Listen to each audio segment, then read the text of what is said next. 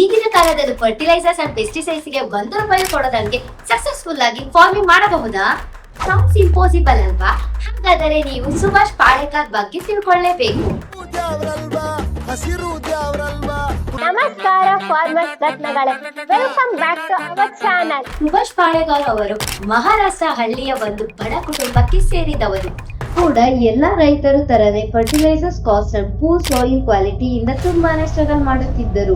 ಆಗ ಅವರು ಈ ಫಾರ್ಮಿಂಗ್ ಪ್ರಾಕ್ಟೀಸ್ ನ ಚೇಂಜ್ ಮಾಡಬೇಕು ಅಂತ ಅವರ ಫಾರ್ಮ್ ಅಲ್ಲಿ ಸಿಗೋ ಸಗಣಿ, ಗಂಜಿಲ ಮತ್ತು ಲೋಕಲ್ ಗಿಡಗಳನ್ನು ಇಟ್ಟುಕೊಂಡು ಎಕ್ಸ್ಪೆರಿಮೆಂಟ್ ಮಾಡಿದ್ದರು.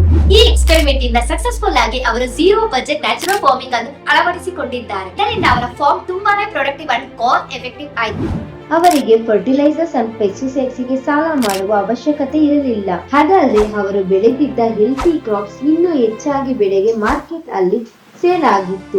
ಇದರಿಂದ ಇನ್ಸ್ಪೈರ್ ಆಗಿ ಈಗ ಇದೇ ಮೆಥಡ್ ನ ಸಾವಿರಾರು ರೈತರು ಫಾಲೋ ಮಾಡಿ ಸಕ್ಸಸ್ಫುಲ್ ಕೂಡ ಆಗಿದ್ದಾರೆ. ನಿಮ್ಮ 0 ಬಜೆಟ್ ಫಾರ್ಮಿಂಗ್ ಮೆಥಡ್ ಜರ್ನಿನ ಇವತ್ತಿಂದ ಸ್ಟಾರ್ಟ್ ಮಾಡಿ. For more such agriculture successful stories, like, share, save and follow and suggest Farmers Ratna.